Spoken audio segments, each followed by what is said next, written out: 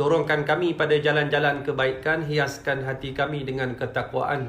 Himpunkan bagi kami, Ya Allah, kebaikan-kebaikan akhirat dan dunia. Rezekikan kepada kami ketaatan kepadamu sebelum daripada kami mati meninggalkan dunia yang fana ini. Amin ya rabbal alamin.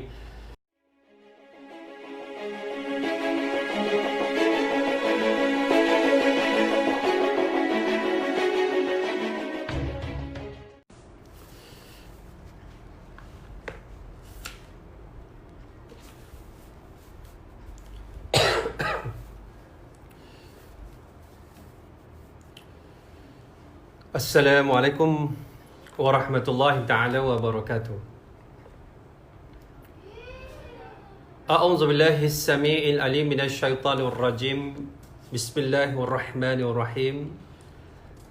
Alhamdulillahilladzi arsala rasulahu bil huda wad dinil haqq liyudhhirahu 'ala dini kullihi walau karihal musyrikun. Salawatullah wassalamuhu ala sairil anbiya wal mursalin was-siddiqin wasyuhada was-salihin wal mujahidin wa man tabi'ahum bi ihsanin ila yaumin yaqumun nasu li rabbil alamin, amma ba'd. Yaqulullahu ta'ala fil Qur'anil Karim ba'da a'udzu billahi minasy syaithanir rajim. Qul innal mauta alladhi tafirruna minhu fa innahu mulaqikum thumma turaduna ila alimil ghaibi wasyahadati fayunabbi'ukum bima kuntum ta'malun. Sadaqallahul azim. Allahumma aslih qulubana wa azil uyubana wa tawallana bil husna wa zayyinna bitaqwa wajma' lana khairal akhirati wal ula warzuqna ta'ataka ma amqaitana. Wahai Allah, perelokkan hati kami, cabutkan keaiban dari diri kami, dorongkan kami pada jalan-jalan kebaikan, hiaskan hati kami dengan ketakwaan. Himpunkan bagi kami, Ya Allah, kebaikan-kebaikan akhirat dan dunia. Rezekikan kepada kami ketaatan kepadamu sebelum daripada kami mati meninggalkan dunia yang fana ini. Amin ya rabbal alamin. Yang saya hormati lagi sekesihi sahabat dan sahabiah yang dirahmati oleh Allah Subhanahu wa taala. Kepada sahabat saya yang bukan Islam, saya ucapkan salam sejahtera. Mudah-mudahan kita semua pada hari ini, secara khususnya rakyat Malaysia dan umumnya seluruh penduduk dunia hari ini, diberkati oleh Allah Subhanahu wa taala. Mudah-mudahan insya-Allah Allah memandang doa orang-orang yang soleh, yang baik. Allah memandang hamba-hambanya yang melakukan ketaatan. Allah memandang para hufaz, para pelajar-pelajar yang menghafaz Al-Quran. Allah memandang para alim ulama yang ikhlas berjuang, bangun malam, bermunajat. Allah memandang orang-orang miskin yang mengangkat tangan memohon kesejahteraan pada negara kita. Allah juga memandang orang kaya yang memurah hati bersedekah dalam apa jua keadaan, dalam keadaan dia menyampaikan kebaikan-kebaikan, insya-Allah. Sahabat yang saya kasih sekalian, pada hari ini kita nak sambung dalam siri Muhasabah Jiwa. Program siri Muhasabah Jiwa MJ bersama dengan saya. Hari ini tajuk kita masih sama, iaitu kalau esok kita mati, dalam bahagian yang kedua. Kerana tajuk ni agak besar, saya bagikan pada dua bahagian. Yang pertama kita dah bincang semalam, iaitu ta'arif mati, hakikat kematian. Yang ketiga, rezeki yang Allah berikan kepada orang-orang yang matinya baik. Matinya baik seperti mana hadis yang saya bacakan semalam, tak sempat saya habiskan. Man qala la ilaha illallah ibtigha'a wajhillah khutima lahu biha dakhala jannah wa man sama yawman ibtigha'a wajhillah khutima lahu biha dakhala jannah wa man tasaddaqa bi sadaqatin ibtigha'a wajhillah khutima lahu biha dakhala jannah. Hadis riwayat Imam Ahmad. Rasulullah SAW menyebut, siapa yang menyebut la ilaha illallah dengan kepahaman kalimat tauhid la ilaha illallah, kemudian dia mengamalkan kalimah tersebut dan dia mati di atas la ilaha illallah, maka dia masuk syurga. Barang siapa yang berpuasa kerana dia mencari keredaan Allah, tidak mencari keredaan manusia, dan dia mati dalam keadaan dia berpuasa, dia juga masuk syurga. Yang ketiga, iaitu orang yang bersedekah. Kemudian dalam keadaan bersedekah, dia ikhlas kerana Allah dan mati dalam keadaan dia bersedekah, dia juga masuk syurga. Jadi Allah Subhanahu Wa Taala jadikan orang macam ni direzekikan ketika nak matinya, dia boleh mengucap, dia boleh bersedekah, dia boleh berpuasa dalam keadaan dia melakukan amal-amal yang soleh, sebagai pengukuhan kepada hadis daripada Anas bin Malik radhiyallahu anhu, idza aradallahu bi'abdin khairan an ista'malahu qalu kaifa yasta'milhu qala yuwaffiquhu li'amalin salih qabla mautihi. Hadis riwayat Imam Ahmad dan juga Imam At-Tirmizi. Maknanya daripada hadis Anas bin Malik, Allah Subhanahu Wa Taala kalau dia menghendaki kebaikan kepada seseorang hamba, lalu dia gunakan hamba tersebut, dalam erti kata lain, dijadikan bagi hamba tersebut sebelum matinya satu amal yang soleh, dalam keadaan satu amal yang soleh, lalu dalam keadaan Allah matikan dia dalam keadaan yang baik. Sahabat yang saya kasih sekalian, kita nak bincang apa yang ditakuti oleh orang yang beriman, insya-Allah. Kemudian kita nak nak habiskan tajuk ni hari ni juga, dan kita lihat di sana apakah perkara-perkara yang boleh kita lakukan dalam kita mencari kematian yang baik, kematian yang kita sangat cemburui, yang sangat kita suka dan juga dicita-citakan oleh orang yang beriman kepada Allah Subhanahu Wa Taala. Ayat yang saya baca sebentar tadi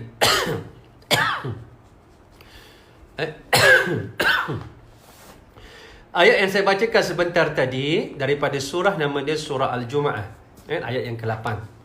Ayat yang ke-8. Jadi ayat yang ke-8 tadi cerita, qul innal mautal ladzi tafirruna minhu fa innahu mulaqikum thumma turadduna ila alimil ghaibi wasyahadati fayunabbi'ukum bima kuntum ta'malun. Katakanlah maut ataupun kematian yang kamu lari daripadanya, sebenarnya kematian itu datang kepada kamu. Apa yang tuan-tuan dan sahabat-sahabat faham, bahawa kematian datang pada kita, tapi saya nak membawa satu wajah lain. Bukan kematian datang, tetapi kita sendiri mengejar kematian. Kita ni mengejar kematian. Dan bukti dia, saya bawa beberapa contoh. Pertama disebutkan dalam kitab Di Sebalik Tabir Kematian oleh Imam Al-Ghazali rahimahullah. Banyak kitab-kitab yang boleh kita baca, sahabat-sahabat, Rahsia Kematian, Imam Al-Qurtubi, kitab Ziarah ke Alam Barzakh, Jalaluddin As-Suyuti, dan kitab Di Sebalik Tabir Kematian, Imam Al-Ghazali rahimahullah. Kitab moden sikit, Sakratul Maut, Dr. Abdullah Aid Al-Qarni. Ini kitab-kitab baik. Dalam kitab Imam Al-Ghazali rahimahullah, Imam Al-Ghazali menulis dalam sebuah kitab Di Sebalik Tabir Kematian, Imam Al-Ghazali menyebut bahawa ada kisah di zaman Nabi Allah Sulaiman alaihi salam. Dalam keadaan Nabi Allah Sulaiman membuat satu majlis makan-makan, majlis keramaian, lalu dihadiri oleh rakyat jelata. Cuma dalam majlis tersebut dihadiri oleh malaikat maut yang menyamar sebagai seorang laki-laki yang asing. Malaikat maut ini datang dan dia melihat dan dia fokus kepada seorang menteri Nabi Allah Sulaiman. Dalam keadaan ketakutan, bila orang tengok kita 2-3 macam, tuan-tuan, kita rasa tak selesa. Lalu menteri ni jumpa Nabi Allah Sulaiman, dia kata, wahai Nabi Allah, boleh tak guna khidmat angin bawa aku ke negeri yang orang tak ada? Lalu Nabi Allah Sulaiman kirimkan dia ke negeri yang orang tak ada, yang paling jauh yang dia rasa. Apabila dikirimkan menteri dia, lalu malaikat maut ni datang, lalu berkata, wahai Nabi Allah, aku datang ni, aku ada urusan. Aku ni utusan Allah Subhanahu Wa Taala. Lalu Nabi Allah Sulaiman kata, wahai malaikat Allah, sesungguhnya laki-laki yang tadi, menteri yang kau nak ambil nyawanya tadi, sudah pun aku kirim ke negeri yang paling jauh yang tak ada orang. Lalu kata malaikat Allah, wahai Nabi Allah Sulaiman, sesungguhnya tempat yang kau hantar tadi menggunakan angin, khidmat angin, telah tertulis dalam kitabnya dia mati di tempat yang kau kirim tadi. Nampak? Sebenarnya kita lari daripada mati, bukan mati datang pada kita, tuan-tuan, puan-puan, muslimin, muslimat. Hakikatnya ialah kita kejar kematian. Kalau tuan-tuan rasa itu contoh yang lama, saya bawa baru sikit boleh? Boleh Tuan-tuan, puan-puan, muslimin, muslimat, dululah berbelas tahun yang lepas ketika saya mengajar di sebuah universiti. Dulu saya mengajarlah pensyarah. Dalam keadaan saya ada anak murid, pada waktu malam dia buat latihan silat. Habis latihan silat pukul 12 malam. Sebab esok ada satu majlis besar, satu majlis besar, iaitu officiation ceremony, majlis pemasyhuran universiti, yang akan dihadiri oleh Tengku Mahkota Pahang. Sekarang ni dia dah jadi Yang di-Pertuan Agong sekarang, Raja Abdullah, Sultan Pahang kita, Yang di-Pertuan Agong sekarang. Jadi besok dia akan buat perasmian. Dan malam tu 3 orang pelajar saya ni dia buat latihan silat. Dia buat ni lah latihan lah. Dia buat praktis dia. Habis dia pelatihan, dia kata, "Ustaz, lapar Ustaz." Saya kata, "Pergilah makan tepi UAE tu ada medan selera kan, Sungai Pusuk." Lalu saya kata, "Makanlah." "Tak nak Ustaz, saya nak pergi Rawang." Tuan-tuan yang saya kasih sekalian, tengok betul tak kata saya? Sebenarnya sifat degil seseorang itu, dia melengkapkan di mana dia mati, tempat dia mati. Bila dia kata, "Ustaz, saya nak pergi Rawang," saya kata, "Makan dekat lah, jangan pergi jauh-jauh, penat. Dah pukul 12 malam, kamu nak pergi jauh Rawang, kamu nak balik ke Gombak, nak tidur lagi, besok nak subuh, kemudian kamu nak perform besok, kamu punya latihan kamu pada malam ni, kamu nak buat persembahan besok event dia, event besar." Dia kata, "Tak nak Ustaz, nak pergi Rawang juga." Sahabat yang saya kasih sekalian, pukul 3 pagi saya dapat panggilan bahawa dia meninggal dunia. Maknanya 3 orang naik kereta kancil, lalu 2 meninggal, 1 cedera. Jadi apa yang saya nak sebut, di antara jarak dia mati dengan hasrat dia nak pergi tempat dia nak makan, berjarak 3 jam. Maksudnya sahabat-sahabat, sifat degil yang ada dalam diri kita itu, kadang-kadang sebahagian sifat degil itu ialah sifat yang mana menentukan kita ni nak mati di mana. Allahu Akbar. Jadi ayat tadi seolah-olah, katakanlah sesungguhnya maut yang kamu lari daripadanya, maut datang kepada kamu. Tapi hakikatnya, katakanlah maut yang kamu lari daripadanya, sebenarnya kamu kejar maut. Kamu kejar maut. Pada hari ni tengok orang degil dan ini sifat degil. Wa na'udzubillah min dzalik. Sifat degil tu. Contoh, jangan keluar, dia keluar. Pergi pasar. Pergi kenduri. Dalam keadaan apa? Tak pakai mask, tak pakai keselamatan dia, tak ada safety dia. Dalam arti kata lain, sebenarnya sahabat-sahabat, sebenarnya dia ni terkadang sifat degil itu melengkapkan apa dia? Di mana dan bagaimana dia mati. Ni saya nak sebut sikit biar kita faham fitrah ni. Lalu dalam keadaan ini apa yang ditakuti oleh orang yang beriman? 3 perkara yang ditakuti oleh orang-orang yang beriman. Pertama, melihat malaikat Allah. Seperti mana hadis yang saya bacakan, bagaimana teruknya orang-orang yang mati bila melihat malaikat. Bila orang itu orang yang tidak baik, matinya dalam keadaan yang sungguh dahsyat, dalam keadaan mati yang buruk. Apabila malaikat datang, dalam keadaan datangnya malaikat itu dengan muka yang mengerikan. Ini hadis yang saya bacakan semalam. Man ahabba liqa Allah, ahabba Allahu liqa'ahu, wa man kariha liqa Allah, kariha Allahu liqa'ahu. Barang siapa dia kasih nak jumpa Allah, Allah kasih nak jumpa dia. Siapa yang benci nak jumpa Allah, Allah juga benci nak jumpa dia. Maksud dia, bila orang tu dia matinya baik, malaikat tunjuk dengan muka yang cantik. Seperti mana yang semalam, bila mana yang pertama, Allah yang mengukuhkan keyakinan dia, boleh mengucap dengan janji Allah, yuthabbitullahu alladhina amanu bilqawli thabit fil hayati dunya wa fil akhirah. Surah Ibrahim ayat 27. Yang keduanya yang keduanya surah Fussilat. Ayat berapa tu? Ayat 30. Bila Allah menyebut tatanazzalu alaihimul malaikatu alla takhafu wa la tahzanu wa abshiru bil jannati allati kuntum tu'adun. Malaikat ni berturun-turun dalam keadaan dia buat apa malaikat ramai ni? Gambar yang ramai ini dia turun, dia memberi, dia meneguh, dia menenangkan orang-orang yang beriman. Lalu dia kata jangan bersedih, jangan rasa takut. Ditunjukkan tempat nak pergi, semakin seronok, semakin cepat, semakin tak sabar dia nak mati cepat, nak berjumpa dengan Allah Subhanahu Wa Taala. Begitu juga sahabat yang sekasih sekalian, apabila orang itu mati dalam keadaan yang buruk, malaikat datang dengan muka yang mengerikan, dalam keadaan muka yang menakutkan. Sehingga mana? Sehingga dalam keadaan dia itu tidak sanggup melihat malaikat.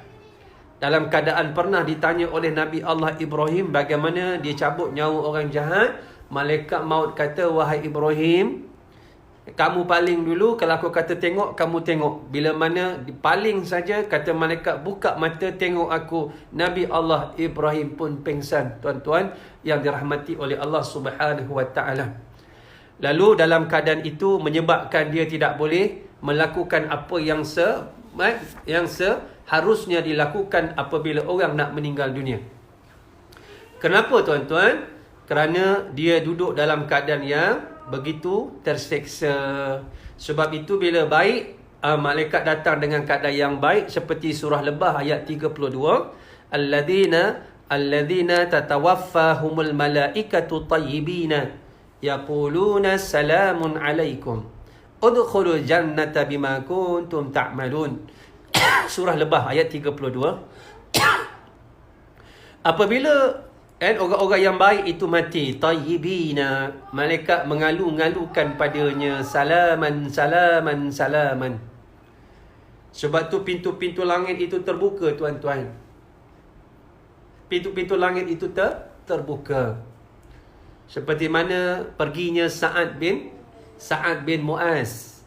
Sa'ad bin Mu'az ini iaitu salah seorang orang Ansar yang gugur syahid dalam peperangan Khandaq ataupun Ahzab ataupun Parid. Sehingga disebutkan oleh Nabi, qad ihtazzal arsyu azza wa jalla bimauti Sa'ad bin Mu'az. Apabila Sa'ad gugur syahid, arasy Allah bergegar, tuan-tuan. Bergegar kerana terlalu kasihnya Allah kepada orang yang beriman, orang yang baik, sehingga Allah sendiri tidak sabar untuk bertemu dengan mereka. Sebab itu bila mana orang yang baik meninggal, dalam keadaan Allah berikan padanya berbeza dengan tak baik. Berbeza dengan tak baik, Allah sebutkan ada beberapa ayat. Walau tara idz zalimuna fi ghamaratil maut wal malaikatu basitu aydihim. Suratul An'am ayat 93. Bagaimana Allah menyebut, kalau kamu tengok bagaimana orang-orang yang zalim itu dalam keadaan ghamarat, dalam keadaan sakit mati, dan malaikat memukul orang yang jahat itu dengan tangannya. Begitu juga Allah sebut dalam suratul Anfal ayat yang ke-50. Walau tara idh yatawaffal ladzina kafarul malaikatu yatribuna wujuhahum wa adbarahum wa dhuqu adzabal hariq. Dalam ayat suratul Anfal ayat ke-50, kalau kamu tengok bagaimana orang-orang yang kafir itu mati, malaikat memukul muka mereka, yatribuna wujuhahum, dan memukul belakang mereka, wa adbarahum, dengan pukulan malaikat. ketika mana nyawanya diambil oleh Allah Subhanahu wa taala. Sebab itu yang sangat ditakuti oleh orang yang beriman, yang pertama sekali melihat malaikat dalam keadaan rupa bergantung kepada siapa yang mati. Kalau orang baik, dalam keadaannya baik. Kalau orang jahat, dalam keadaannya yang sangat teruk, sehingga dia pun tidak mampu untuk melakukan apa-apa. Sebab itu, inilah dua keadaan yang ditunjukkan oleh Allah Subhanahu wa taala. Dalam kitab-kitab kalau kita tengok, Allah Subhanahu wa taala menyebutkan dalam banyak kitab. Bagaimana kita lihat beberapa ayat Allah Subhanahu wa taala. Apabila orang-orang yang baik itu mati, dia berbeza dengan orang yang jahat. Sebagai contoh, kita ambil surah An-Nazi'at. Cuba tengok surah An-Nazi'at. Nazak ni bahasa Melayu, rupanya bahasa Arab, tuan-tuan. Nun, Zai, Ain. Nazak ni bahasa Arab. Wan-nazi'ati gharqa. Dalam menafsirkan ayat ini, kata Sayyidina Ali karamallahu wajhah, Sayyidina Ali menyebut bahawa nazi'at, maksud nazi'at malaikat yang merentap nyawa orang jahat dengan rentapan yang kuat, dengan penuh kebencian, dengan penuh rasa dendam, dengan rasa tak suka, dalam keadaan dia menyabut nyawa orang-orang yang jahat itu dengan penuh rasa benci. Dengan penuh rasa benci. Sebab itu sahabat-sahabat sekalian, sakitnya mati dalam kitab disebutkan dalam kitab tadi yang saya sebut di sebalik tabir kematian. Imam Al-Ghazali kata sakitnya lebih sakit daripada ditusuk dengan 1000 bilah pedang yang tajam. Dalam keadaan sakitnya, kalau kita ambil, kita kelar ni, tangan kita ni, kita ambil garam, kita sapu sikit. Ataupun kita kelar, kita ambil limau nipis tu, kita perah sikit. Bagaimana keadaan kita dalam keadaan kita hidup, dilapah kulit kita ini dalam keadaan kita masih hidup, bukan mati, sahabat-sahabat. Sakitnya lebih sakit dimasukkan pokok yang dipanggil pokok talah. Pokok talah, pokok yang berduri. Dimasukkan dalam kerongkong. Lalu bila masuk dalam kerongkong, duri-duri itu akan masuk mendekam ke dalam sendi-sendi kita, masuk dalam daging kita, ditarik oleh malaikat, direntap keluar, terangkat, tercabut apa yang tercabut, tersisa apa yang tersisa. Sakit bukan kepala. Sebab tu kalau orang mati, apa jua keadaan kita sebagai anak, sebelum kita buat report polis, kalau dia mati dekat rumah, confirm dia mati, disahkan mati. Sebelum kita report polis, sebelum kita panggil maklumkan jiran, saudara mara, kita bersihkan tempat baring mayat. Cuba tuan-tuan tengok orang meninggal, terberak, terkencing, dan tahi yang keluar, tuan-tuan, tahi yang paling hitam, tahi yang paling dalam. Kerana apa? Sakit mati ni dia buang yang terakhir yang dia boleh buang. Sakit bukan kepala. Wal tafatis saqu bisa. Betih-betih ni berbelit. Seluruh anggota ni sakit, tuan-tuan. Sebab itu, bila dia sakit, kalau ada rambut dia, 1000 helai rambut, setiap sehelai rambut merasa kesakitan. Sebab itu yang terbaik, tengok Nabi ni, tengok Nabi kita aja. Sayyidina Abu Bakar bertanya kepada Rasulullah, wahai Rasulullah,